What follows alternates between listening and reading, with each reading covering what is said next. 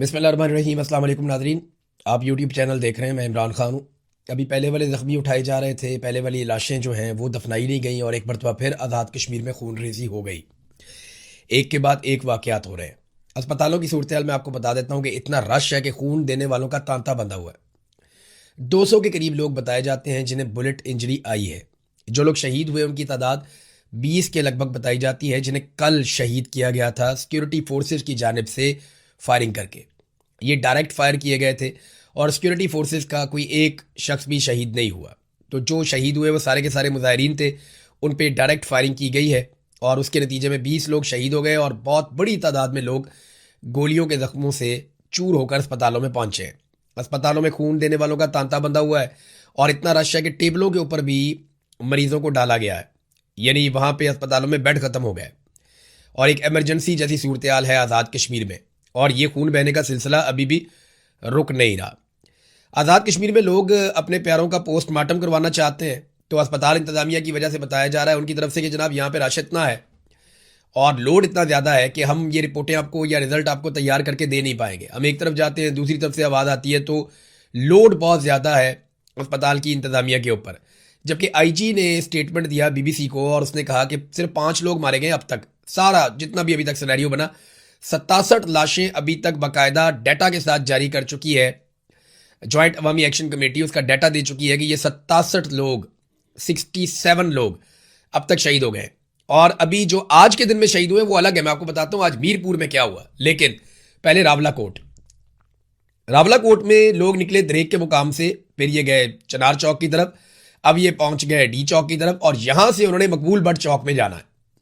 अगर ये मकबूल बट चौक पहुंच जाते हैं, यहां पे भी सिक्योरिटी फोर्सेज बहुत बड़ी तादाद में मौजूद हैं और ये पैदल जाएंगे। ये अगर मकबूल बट चौक पहुंच जाते हैं तो फिर रावला कोट पे तो एक तरह से कंट्रोल हो जाएगा इनका और उसके बाद इन्हीं लोगों ने आगे मुजफ्फराबाद की तरफ बढ़ना है। लोग कम नहीं हो रहे, सिर्फ वो लोग कम हुए हैं जो खून देने के लिए अस्पतालों में गए हैं या वो लोग कम हुए जिन्हें गोलियां लग गई हैं। बाकी लोग हजारों की तादाद में, बहुत बड़ी तादाद में ज्वाइंट अवामी एक्शन कमेटी के एहतजाज में शामिल है। खवातीन भी निकल कर एहतजाज के अंदर शामिल होने के लिए आई हैं और वहां पे जो मुकर्रीन है उन्होंने कहा जी हम ना तो हथियार उठाएंगे ना वापस जवाबी कार्रवाई करेंगे, हम सीधा सीधा अपना एहतजाज करेंगे और अपने सीने पेश करेंगे। ये गोलियां मारते हैं तो मारते रहें। और लगातार हम देख रहे हैं कि गोलियां चल रही हैं और रियल बुलेट्स हैं, यानी वो गोलियां जो बॉर्डर के ऊपर इंडिया पाकिस्तानी फौजियों को मारता है और पाकिस्तानी फौजी इंडियन फौजियों को मारते हैं, वो वाली रियल बुलेट्स पाकिस्तानी शहरियों पे या कश्मीरी शहरियों पे चलाई जा रही हैं। बहुत ही अजीब सूरत हाल है। अब आ जाए जरा मीरपुर में क्या हुआ।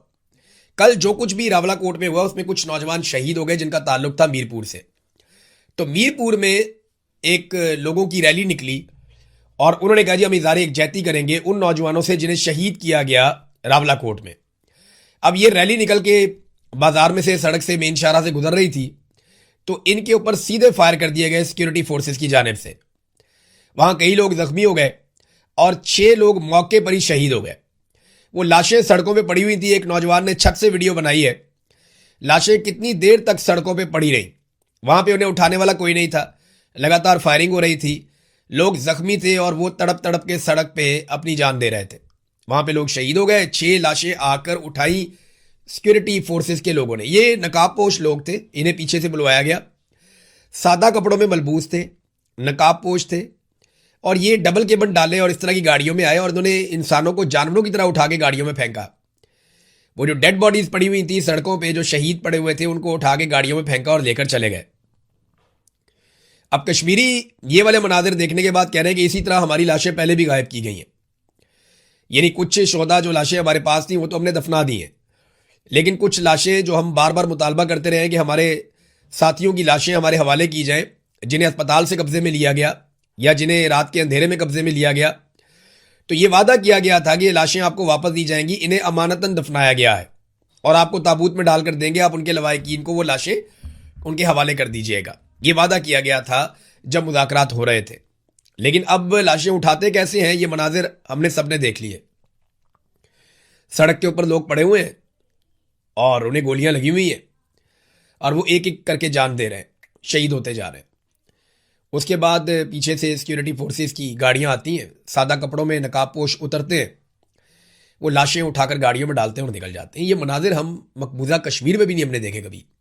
जो मनाजिर हम इस वक्त आज़ाद कश्मीर में बदकिस्मती से देख रहे हैं। आसिम मुनीर साहब की जो पॉलिसी है वो पाकिस्तान को वहां ले आई जो हम कभी सोच भी नहीं सकते थे। यानी इक़्तिदार की एक ख्वाहिश, हमेशा रहने की ख्वाहिश, कुर्सी मेरे से कोई ना ले पाए, मैं अपनी हुकूमतें बनाऊंगा, मैं पाकिस्तान को कंट्रोल करूंगा, मैं अपने लोगों को तरक्की दूंगा, अपने लोगों को आगे लेकर आऊंगा, तमाम इदारों में मेरे हमायती लोग बैठेंगे, मैं अपने तमाम मुखालिफिन को कुचल दूंगा, ये मुल्क वैसे चलेगा जैसे मैं चाहूंगा। ये जो ख्वाहिशात हैं, इन ख्वाहिशात ने बेड़ा गर्क कर दिया पाकिस्तान के पूरे स्ट्रक्चर का। आपकी तरक्की मुकम्मल तौर पर रुक चुकी है। पाकिस्तान के अंदर मईशत का पहिया जाम हो चुका है, बिल्कुल ज़रा सी भी मईशत आगे नहीं बढ़ रही। सरमायाकारी ख़त्म हो गई पाकिस्तान में। पाकिस्तान की आलमी सतह पे क्रेडिबिलिटी भी नहीं रही। इंसानी हकूक़ की पामालियों में पाकिस्तान का दुनिया में नाम बन रहा है। पाकिस्तान का पासपोर्ट बदतरीन पासपोर्ट की लिस्ट के अंदर चला गया है। सिर्फ आसिम मुनीर की एक ताल्लुकदारी डोनाल्ड ट्रंप से बनी है और इसके नतीजे में अभी तक एक अमान मिली हुई है कि कोई हमें कुछ कहता नहीं है। जिस दिन डोनाल्ड ट्रंप का हाथ सर से उठ गया उसके बाद पूरी दुनिया सवाल पूछेगी, क्योंकि सवाल बहुत सारे इकट्ठे हो चुके हैं और एक सैलाब आएगा सवालों का जिनके जवाब फिर किसी के पास नहीं होंगे। नाज़रीन, ये आईजी ने जब कहा ना कि पोस्टमार्टम अगर नहीं होगा तो हम तो लाश ही नहीं मानेंगे, ये बड़ा सीरियस इशू बन गया। अब पोस्टमार्टम करवाने के लिए जाते हैं तो लाश गायब कर दी जाती है। उधर डॉक्टर कह रहे हैं जनाब हमारे पास इतना लोड है कि हम पोस्टमार्टम कर ही नहीं पा रहे, आपको रिपोर्टें कैसे बना कर दें। ये अब हालात हो गए हैं। और अभी जो ताज़ा लिस्ट जारी की गई है उसमें जो 6 लोग शहीद हुए मीरपुर में, उनके नाम शायद शामिल नहीं किए गए। तो मीरपुर में भी 6 लोग शहीद हो गए हैं और काफ़ी लोग जख्मी हुए हैं, उन्हें भी अस्पतालों में मुंतकिल किया गया है। पाकिस्तान की शारक था पूरा कश्मीर, अब अपनी शारक के ऊपर खुद ही छुरी चला रहे हैं और ये काम भी एक डिक्टेटर कर रहा है।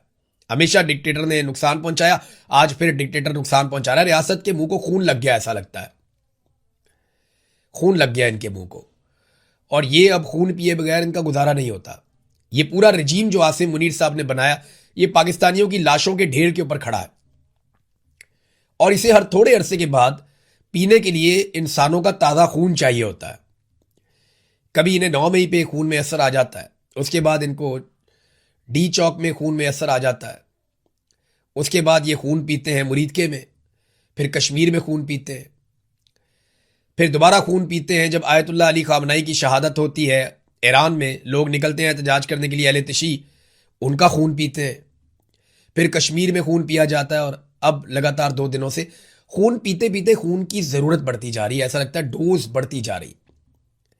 पहले कम लोगों को मारते थे, अब ज़्यादा लोगों को मारते हैं। पहले देर देर के बाद मारते थे, अब जल्दी जल्दी मारते हैं।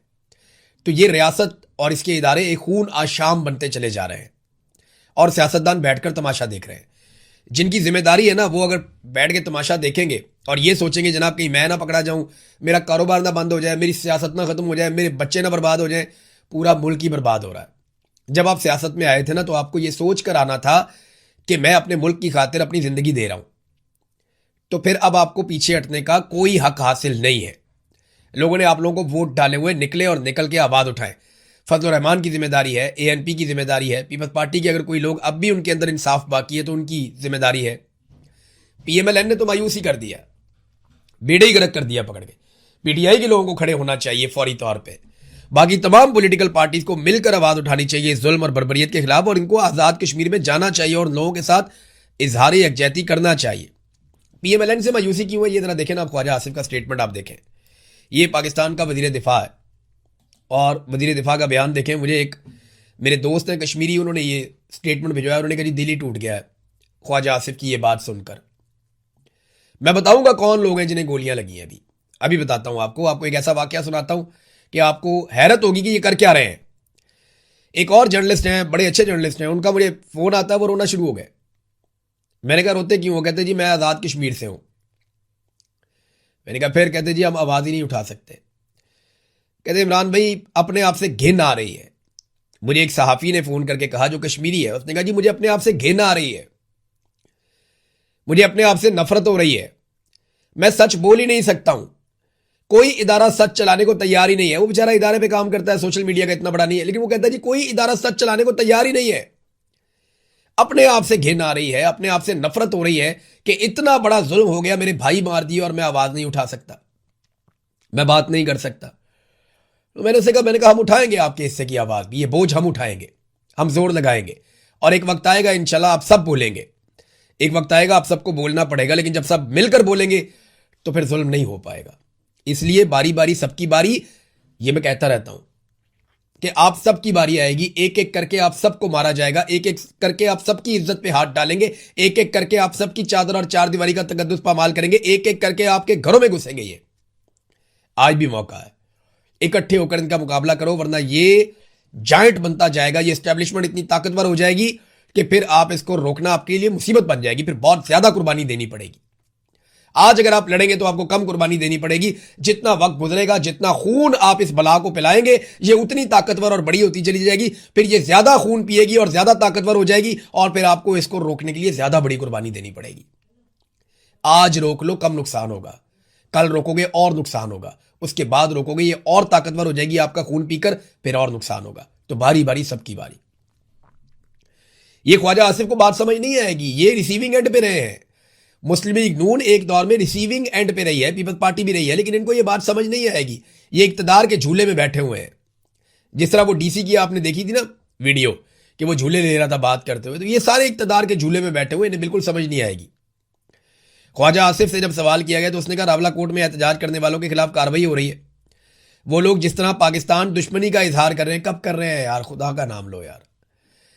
तो मैं नहीं समझता कि उनका पाकिस्तान के साथ कोई ताल्लुक है, यानी कश्मीरियों को डिसोन ही कर दिया कि इनका पाकिस्तान से कोई ताल्लुक नहीं है। वहां पे लोगों ने वोट नहीं डाला निकल के, 10-15% लोग मैक्सिमम निकले होंगे। ये झूठ बोलते हैं कि ज्यादा लोग निकल आए, तारीखी तौर पे कम टर्न आउट रहा, लोगों ने वोट ही नहीं डाला। तो लोगों ने इनको डिसोन किया, सारे लोग खड़े हुए ज्वाइंट अवामी एक्शन कमेटी के साथ, और ये कह रहे हैं कि इनका पाकिस्तान से ताल्लुक ही कोई नहीं है, ये भारतीय स्पॉन्सर्ड लोग हैं। यही बातें ख्वाजा आसिफ, तुम्हारा बाप और उससे पहले के लोग वो किया करते थे बंगालियों के खिलाफ कि ये भारतीय दहशतगर्द है, भारतीयों के साथ मिले हुए हैं, ये बंगाली गद्दार है, ये पाकिस्तान के वफादार नहीं है, ये मुल्क के दुश्मन है, ये पाकिस्तान के खिलाफ बात करते हैं, इनका ताल्लुक इंडिया के साथ है, उनकी एजेंसियों के साथ है। यही बातें कर करके तुम लोगों ने बांग्लादेश तोड़ दिया। ये देखो बिलावल क्या कह रहा है, बिलावल के स्टेटमेंट सुने आप सर पकड़ के बैठ जाएंगे। बिलावल कहता है जी कि रियासत फैसला करे नून लीग का मफाद अहम है या पाकिस्तान का। पहले बिलावल को ना निकाल के, जो पीपल्स पार्टी के पुराने लोग हैं, मेरी गुजारिश है उनको निकाल के बिलावल को ना आईन पढ़ाना चाहिए जो उसके नाना ने लिखा था। लिखा तो नहीं था, लिखा तो बहुत सारे लोगों ने था, लेकिन उसके नाना को क्रेडिट चाहता है, उसके दौर में हुआ। तो जरा वो आईन निकालकर पढ़े कि उसमें रियासत की डेफिनेशन क्या है। वफाकी और सूबाई हुकूमतें और पूरा सिस्टम जो मिलकर बनता है वो रियासत होता है। फौज को आप रियासत नहीं कह सकते, एक सेक्टर कमांडर रियासत नहीं होता। रियासत आइन के अंदर दर्ज है वो क्या चीज है, और तुम लोगों रियासत, तुम बिलावल की गवर्नमेंट है आजाद कश्मीर में, बिलावल ने खून बहाया ये सारा का सारा, बिलावल ने सिक्योरिटी फोर्सेस को बुलवाया, बिलावल ने वहां पे बहुत बड़ी मिकदार में सिक्योरिटी फोर्सेस को इकट्ठा किया, फिर बिलावल ने पाबंदी लगाई, ज्वाइंट अवामी एक्शन कमेटी के ऊपर कलअदम करार दिया, फिर बिलावल ने उनके रहनुमाओं के सरों के ऊपर इनाम रखा, फिर बिलावल ने बार बार वहां पे ऑपरेशन का हुक्म दिया। ये सारा कुछ बिलावल ने खुद किया है, और अब वो ये कहता है कि जनाब आप कर रहे हैं तो आप कर रहे हैं तो रियासत कर रही है।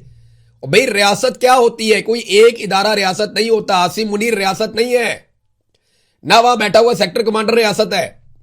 रियासत की डेफिनेशन पढ़िए बिलावल साहब, रियासत होती क्या है, कहते किसको है रियासत। रियासत की डेफिनेशन पढ़े जो आइन के अंदर लिखी हुई है, आर्टिकल 7, आर्टिकल 8 आप निकालें आइन का, पढ़े, आपको पता चलेगा। वादे तौर पे लिखा हुआ है कि जनाब जो अवाम के मुंतखब नुमाइंदे आकर बैठते हैं वो हैं रियासत, कैबिनेट, वजीर आजम, उसके साथ बाकी लोग, आपकी कौमी असम्बली, सूबाई असम्बली, सेनेट, ये है रियासत। ये तो आपके पास है, रियासत तो आपका कब्जा है। 3 सूबों में आपकी हुकूमत बनाकर दी हुई है, सदर आपको बनाकर दिया हुआ है, चेयरमैन सेनेट आपको बनाकर दिया हुआ है, गवर्नर आपके 3 लगे हुए हैं, और आपको क्या चाहिए। पंजाब में गवर्नर आपका, खैबर पख्तूनख्वा में गवर्नर आपका, हर जगह पे आपने अपना इक्तदार हासिल किया हुआ है। इसके बावजूद आप कहते हैं जनाब कि आपकी बात नहीं सुनी जाती। रियासत फैसला करे नून लीग का मफाद अहम है या पाकिस्तान का, तो नून लीग को बजट कौन पास करवा कर देता है। नून लीग के वजीर आजम को वोट किसने डाला था। ये हर जुर्म का हिस्सेदार है। और अब ये कहता है जुल्म, ज्यादती, कत्लो गारत, डकैती को जमहूरियत का नाम दिया जाता है। ये लोग गोलियां चलाकर हुकूमत चलाना चाहते हैं, लाशें गिराकर अपनी हुकूमत बनाना चाहते हैं। ब्रूट मेजॉरिटी का लफ्ज पाकिस्तान में सबसे पहले बिलावल साहब आपने इस्तेमाल किया था। तुम लोगों ने ये जुल्म किया, ये बर्बरियत की है पाकिस्तान में। तुम इनके आला-ए-कार हो, तुम इनके साथ मिले हुए लोगों को बेवकूफ नहीं बना सकते। फिर कहते नहीं पुरअमन रहना चाहते हैं वरना मैं भी जरदारी का बेटा हूं। लदस क्या पिद्दी और क्या पिद्दी का शोरबा कि मैं पुरअमन रहना चाहता हूं वरना मैं भी जरदारी का। कट दो भाई तेरा जेंड कटना। जरदारी कहता है कि मैं भाई एस्टेब्लिशमेंट के हाथ मजबूत करूंगा। एक जरदारी ने स्टेटमेंट दिया था जिंदगी में और जरदारी दुबई भाग गया था। सदर होने के बावजूद ये पाकिस्तान में नहीं रुक पाया स्टेटमेंट देने के बाद। उस जरदारी का बेटा है। एक दिन जरदारी डट के खड़ा नहीं हो सका था आर्मी चीफ के सामने। एक स्टेटमेंट दिया, वो भी गोल बोल दिया, नस गया पाकिस्तान से। जब तक डील नहीं हुई वापस नहीं आया। उस जरदारी का बेटा है। बेनजीर भुट्टो वापस आई, डील करके वापस आई, एनआरओ करके वापस आई। ये हकायक है। उस बेनजीर का बेटा है। वो इमरान खान देखो जेल के अंदर पड़ा हुआ, डील ही नहीं कर रहा। रोजाना तुम्हारे मालिक जाके वहां पे डील की दरखास्तें डालते हैं, मिन्नतें करते हैं, तरले करते हैं, वो डील ही नहीं कर रहा। ये फर्क है। बहादुरी के ड्रामे करने से कोई बहादुर नहीं बन जाता। बेनजीर की कुर्बानी अपनी जगह, भुट्टो की कुर्बानी अपनी जगह, लेकिन अयूब खान डैडी भी था तेरे नाना का। बेनजीर भुट्टो एक डिक्टेटर के साथ डील करके पाकिस्तान वापस आई थी, एनआरओ करके, याद है?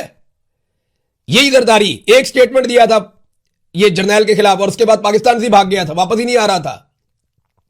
याद है ना सारा कुछ? ये अपनी दफा सबको मैं जरदारी का बेटा हूं। भाई जो जरदारी साहब ने सप कटिया तुम भी कर लो। उन्होंने भी जूते पॉलिश किए, आप भी जूते पॉलिश कर लें। अब एक और स्टेटमेंट बिलावल का देखें। वो कहते हैं जी धांधली की कहानी आज से शुरू नहीं हुई, हम कौमी मफाद में खामोश थे। केड़ा कौमी मफाद भाई? सारे ओहदे लेके कौमी मफाद। 3 गवर्नर अपने बना लिए, 3 वजीर आला अपने बना लिए, गिलगित बल्तिस्तान में हुकूमत ले ली, डिप्टी स्पीकर अपना बना लिया, सदर अपना बना लिया, चेयरमैन सेनेट अपना। और तानू की चाहिए भाईजान? और आपको क्या दे? कौमी मफाद नहीं, साती मफाद में चुप हो तुम लोग। अगर कौमी मफाद होता तो आज पाकिस्तान में इतनी कौमी मफाद में मारंग बलोच को छुड़वा दो ना।